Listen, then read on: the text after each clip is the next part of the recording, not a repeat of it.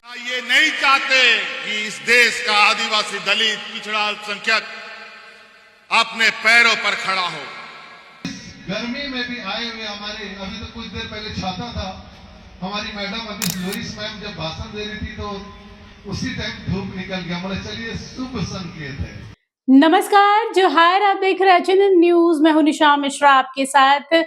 असम विधानसभा चुनाव को लेकर जितनी तत्परता हेमंता विश्व शर्मा और भाजपा या एनडीए को है, उतनी ही तत्परता झारखंड के जेएमएम में भी देखने को मिल रही है। एक ओर जहां असम के मुख्यमंत्री हेमंत विश्व शर्मा है, तो दूसरी ओर झारखंड के मुख्यमंत्री और जेएमएम सुप्रीमो कह सकते हैं हेमंत सोरेन है। यानी सीएम वर्सेस सीएम की लड़ाई आपको देखने को मिलेगी। असम में 3 दिवसीय दौरे पर है हेमंत सोरेन। फिलहाल असम में विधानसभा चुनाव में प्रचार प्रसार करने के लिए कोई कसर नहीं छोड़ना चाह रहे हैं। आज असम के दौरे पर है। कोकरा झाड़ बोलकर एक जगह है, उसके गोसाई गांव में आज डेरा जमा हुआ है जेएमएम के आला नेताओं का, कह सकते हैं, क्योंकि सुप्रीमो जब हैं तो बड़े चेहरे भी वहां मौजूद होंगे। आज गोसाई गांव में जब हेलीकॉप्टर से हेमंत सोरेन पहुंचते हैं तो नजारा कुछ अलग होता है।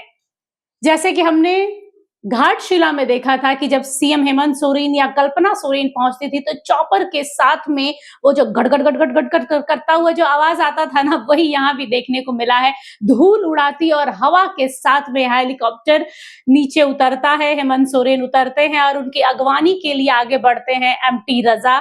उन्हें अंग वस्त्र देकर, आसाम का अंग वस्त्र उन्हें उड़ाया जाता है और स्वागत किया जाता है और मंच पर जाते हैं। हेमंत सोरेन अपना संबोधन देते हैं। इससे ठीक पहले लुईस मरांडी अपना वक्तव्य रखती हैं और उसके बाद एमटी रजा की बात करें तो एमटी रजा हेमंत सोरेन की जो व्यक्तित्व है उसको वहां पर प्रदर्शित करते हैं। एमटी रजा बताते हैं कि एक डेवलपमेंट कैसे राज्य में करना है, वो एक हेमंत सोरेन में आप देख सकते हैं। एक सौम्यता है, शालीनता है, वो हेमंत सोरेन में आपको देखने को मिल सकता है।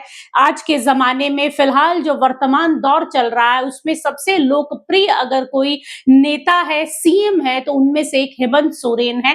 और एक लंबी चौड़े भाषण में करीब 2.5 से 3 मिनट के भाषण में एमटी रजा ने हेमंत सोरेन के लिए एक लंबी चौड़ी भाषण दी है, जिसमें विकास की बात कम, प्राथमिकता क्या रहेगी जेएमएम की चुनाव के लिए, इन सब बातों पर जोर ना देकर उन्होंने हेमंत सोरेन पर जोर दिया है। शॉर्टेज की वजह से मैं डायरेक्ट कह रहा हूं, प्लीज कोई माइंड नहीं करें। सम्मानित मंच और गोसाई गांव विधानसभा में आए हुए हमारे सभी मां बहने, भाई, सभी हमारे मोहतरम बुजुर्ग व दोस्त, मीडिया के सभी साथी,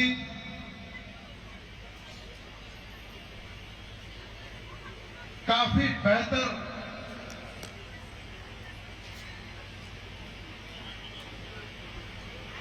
इस एरिया को चलाने वाले हमारे सभी पार्टी के पदाधिकारीगण, सभी को तहे दिल से अपना शुक्रिया अदा कर रहा हूं। सलाम, जोहार, नमस्कार कर रहा हूं। समय का अभाव है। अभी मैं चाह रहा था कि मैडम को ही आप लोग सुने, क्योंकि हमारी मां बहनों का तादाद यहां बहुत ज्यादा है।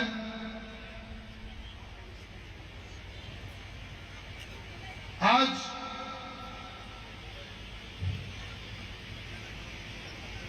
जिनका प्रोग्राम है, जिनको देखने आप लोग आए हैं, झारखंड के हर दिल अजीज मुख्यमंत्री चीफ मिनिस्टर श्री हेमंत सोरेन जी, जो आदिवासियों के साथ साथ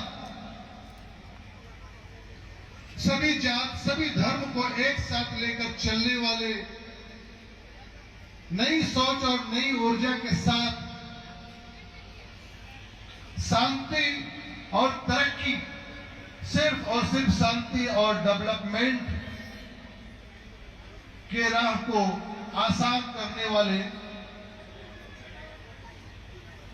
और मैं भी अपने आप को आज खुश नसीब समझ रहा हूं कि मैं झारखंड का जिस विधानसभा से हूं उसका भी नंबर 1 है।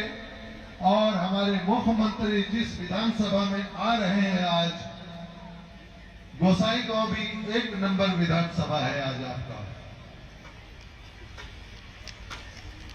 हम यकीन के साथ कह सकते हैं कि जो हालात, जो जद्दोजहद आपने देखा है, हमें लगता है, और आज मौसम भी इतना शुभ है कि लग रहा है कि इस गर्मी में भी आए हुए हमारे, अभी तो कुछ देर पहले छाता था, हमारी मैडम अभी लोरिस मैम जब भाषण दे रही थी तो उसी टाइम धूप निकल गया। बोले चलिए शुभ संकेत है। वो हॉल मिना बुना नुआ आंदोलन रे पहिल पंक्ति रे जहां तीना मिना कुआ उनको सनाम को गुजुआ और दोसार पंक्ति रे जहां तीना मिना कुआ सनाम जहल को सनवा तीसरा पंक्ति रे जहां मिना कुआ उनको के नवा राज को चला बनावा सजा बनावा तोबे के नवा राज नाम का आज सरी के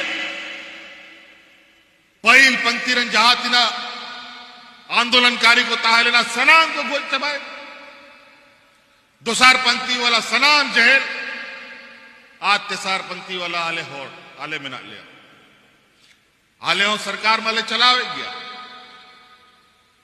लेकिन सरकार रहे हो नित उना चुनौती मिला चिदा की चौट मची रे डबल इंजन वाला सरकार झारखंड में बनो नोने में डबल इंजन रहा सरकार मिला जब मोने तब के आपे अनिवार्य मान्यता पंजाब दाड़े किया नोंडे हो बीजेपी सरकार दिल्ली रे हो बीजेपी सरकार चे लगी या बाप पंजाब दा आदि संगीन आरो रुआ सनोरिया मिना एक मा तो लेट तीन सटेर का ना आयमा कथा मिना बोया को आदो हाँ नोंडे गेले तहना आरोबन जरवा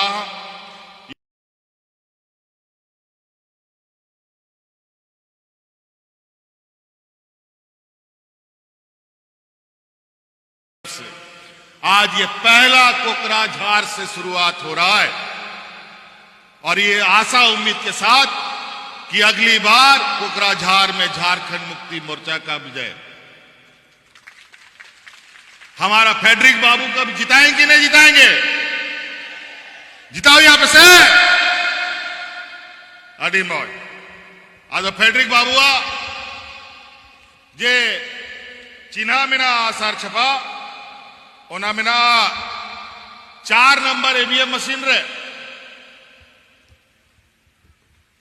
आज नितार आयमा चला चतुर होड़ जेल पे आज ध्यान रखिएगा ये चुनाव बहुत ही विचित्र चुनाव है एक तरफ से एक ऐसा पूंजीपतियों का जमात खड़ा है जहां ये नहीं चाहते कि इस देश का आदिवासी दलित पिछड़ा अल्पसंख्यक अपने पैरों पर खड़ा हो वो इसलिए नहीं चाहता कि गुजरात में उसको घर बनाना है सड़क बनाना है रोड बनाना है नाली बनाना है तो मजदूर कहां से आएगा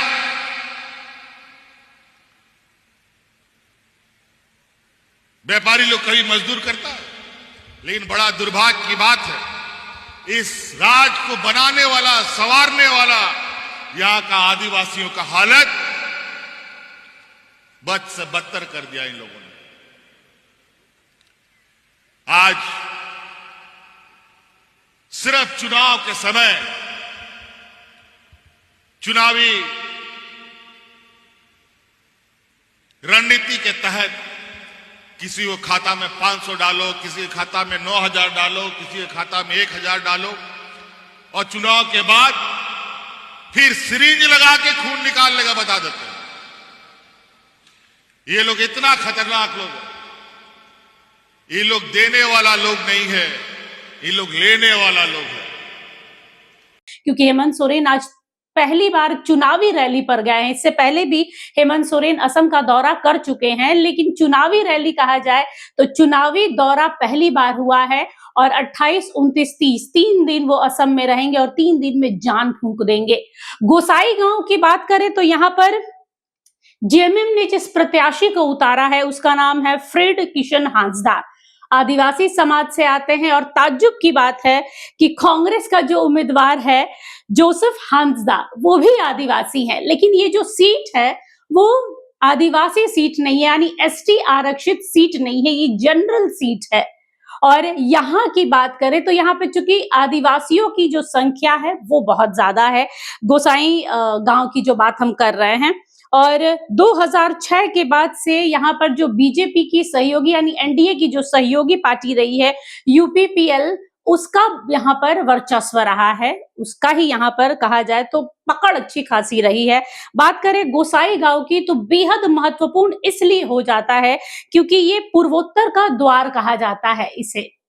और अपने लिहाज से डेमोग्राफिक अगर कंडीशन देखी जाए तो उसके लिहाज से तो आगे है ही है। इसके साथ ही असम का ये जो क्षेत्र है वो टी ट्राइब वाला क्षेत्र है, यानी यहाँ पर एसटी सीट जो है वो एसटी सीट नहीं है गोसाई गांव वाली, ये जनरल सीट में आती है, लेकिन यहाँ पर 30% आदिवासियों की संख्या है और 22 से 25% मुस्लिम वोटर्स है। अब मुस्लिम वोटर्स बीजेपी को तो वोट देने से रहे, शुरुआती दौर से देखा जाए तो मुस्लिम वोटर्स या तो कांग्रेस को देते रहे हैं, तो अब अगर जेएमएम जा रही है और कांग्रेस भी मैदान में है यहाँ पर, तो यहाँ पर मुस्लिम वोटर्स बट सकते हैं, क्योंकि अब कांग्रेस और जेएमएम असम में साथ में नहीं है, दोनों अलग अलग चुनाव पर अपने अपने अलग अलग तरीके से लड़ रहे हैं, अपने अपने चुनाव चिन्ह के साथ में लड़ रहे हैं, अपने अपने प्रत्याशी उतार रहे हैं। तो देखा जाए तो दोनों विरोधी के तौर पर वहां पर असम में दिख रहा है। भले यहाँ एक साथ मिलकर उन्होंने सरकार बनाई है झारखंड में, लेकिन असम में दोनों का रास्ता अलग है। मंजिल एक है कि भाई चुनाव जीतना है, चुनाव में बढ़त बनानी है, बीजेपी को शिकस्त देना है। मोटो दोनों का एक ही है, लेकिन लड़ने का तरीका अपना अपना होगा, प्रत्याशी अपने अपने होंगे, चुनाव चिन्ह अपने अपने होंगे। और यही आलम फिलहाल वहां देखने को मिल रहा है कि 30 से 32% जो आदिवासियों की संख्या है और 22 से 25% जो मुस्लिम वोटर्स हैं, वो क्या जेएमएम की ओर रुख करते हैं? क्योंकि झारखंड के मुस्लिम समाज की बात करें तो झारखंड के मुस्लिम जेएमएम को बहुत पसंद करते हैं, हेमंत सोरेन को पसंद करते हैं। और भाजपा से तो इस स्टेट की बात क्या, किसी भी स्टेट में बात करें तो मुस्लिम वोटर्स कम ही है। और हेमंता की बात करें, असम की बात करें तो हेमंता विश्व शर्मा खुलकर बोलते हैं कि मुझे मुस्लिम वोटर्स नहीं चाहिए, मुझे मेरे बाकी के मुस्लिम छोड़कर जितने वोटर्स हैं, जितने जाति धर्म के लोग हैं वो मुझे सपोर्ट करते हैं, मेरे आसाम के लोग मुझे सपोर्ट करते हैं, वो मेरे लिए काफी है। तो जो खुलकर ही प्रतिक्रिया दे रहा है कि मुझे मुस्लिम वोटर्स नहीं चाहिए और बीच में घुसपैठ को लेकर कई मुस्लिम समुदाय के लोगों को असम से बाहर का रास्ता दिखाया गया है, तो वो कहीं ना कहीं वो असर दिखेगा बीजेपी के ऊपर। लेकिन जो मुस्लिम वोटर्स है 22 से 25%, ये 25% वोटर्स अहम रोल अदा करेंगे। अब वो जेएमएम को देते हैं कि कांग्रेस को देते हैं, ये तो इतिहास देखकर वो देंगे, क्योंकि फिलहाल कई वर्षों से बीजेपी और कांग्रेस की लड़ाई वहां रही है। जेएमएम की एंट्री हो रही है फिलहाल वहां पर असम में, और अपने विधानसभा चुनाव में पहली बार उतरने की वजह से हो सकता है कि मुस्लिम वोटर्स जेएमएम को चुने। उन्हें लगे कि भाई इतने वर्षों में जब कांग्रेस कुछ खास नहीं कर पाई है तो इस बार कौन सा कमाल कर दिखाएगी, तो हम नया चेहरा, नया व्यक्ति, नई पार्टी को मौका दे। तो गोसाई गांव हर लिहाज से इस बार इंपॉर्टेंट होने वाला है। जनरल सीट है, लेकिन दोनों पार्टियों के जो प्रत्याशी हैं, चाहे वो कांग्रेस के रहे हो चाहे वो जेएमएम के रहे हो, आदिवासी हैं। दोनों ही हांसदा है, फ्रेड किशन हांसदा जो जेएमएम की ओर से आ रहे हैं और जोसेफ हांसदा जो माफ कीजिएगा जो जेएमएम की ओर से आ रहा है फ्रेड किशन हांसदा, और कांग्रेस की ओर से जो आ रहे हैं वो जोसेफ हांसदा है। और आदिवासी की संख्या ज्यादा है, सीट आदिवासी नहीं है, जनरल है। और ये कहानी की जो देखिए, असम पूरा विधानसभा चुनाव अहम है, ये सबको पता है।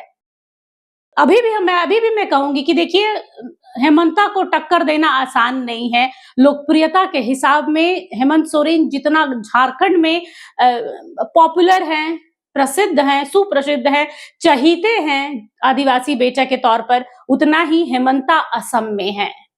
वो क्राउड, वो पागलपन, वो ओपन जीप में जब चलते हैं प्रचार प्रसार के लिए, तो क्या बूढ़े 80-80, 90-90 साल के लोग उनसे हाथ मिलाने और उनसे मिलने के लिए खड़े हैं। युवा खड़े हैं, महिलाएं मामा मामा करके भैया कर कर उनसे लिपट जाती है। तो हेमंता को टक्कर देना हेमंत की बस की बात है कि नहीं है? हम तो जरूर चाहेंगे कि भाई हमारा मुख्यमंत्री वहां अगर आजमा रहा है अपनी पार्टी की किस्मत तो जरूर जीते। और लेकिन ये शुरुआती दौर में चुनावी अगर सभा की बात करें तो आज से शुरू हो गई है, 3 दिन चलेगा। 3 दिन में क्या निकल कर सामने आता है, देखिए वो हक अधिकार और सम्मान की लड़ाई के मोटो के साथ में जेएमएम वहां उतरी है। यही 3 शब्दों का खेल है वहां पर, हक अधिकार और सम्मान। पूरे सोशल मीडिया पर जेएमएम का यही ट्रेंड कर रहा है कि हक अधिकार और सम्मान की लड़ाई के लिए हम वहां पहुंचे हैं। वहां पर आदिवासी समाज 30% है और 30% आदिवासी समाज को वहां शोषित किया गया है, शोषण किया जा रहा है। मजदूर वर्ग वहां प्रताड़ित है। वहां की जो हिंदूवादी नीति है, सिर्फ हिंदू लेकर चलना है, राम राम करना है और इस नीति से वहां के लोग प्रताड़ित है। तो उनसे उन्हें आजादी दिलानी है और एसटी का दर्जा दिलाना है वहां के आदिवासियों को जो एसटी में शामिल नहीं है। तो ये कई मुद्दों के साथ में जेएमएम वहां गई है और अब प्रचार प्रसार के लिए लुइस मरांडी है, एमटी रजा है, विनोद पांडे हैं, खुद सुप्रीमो है और अब कुछ दिनों में वहां पर कल्पना मुर्मू सोरेन भी दिखी जाएंगी। तो ये कुछ दिन खास होने वाले हैं। बने रहिएगा एचएनएन के साथ में। नमस्कार, जोहार। ओ मेरे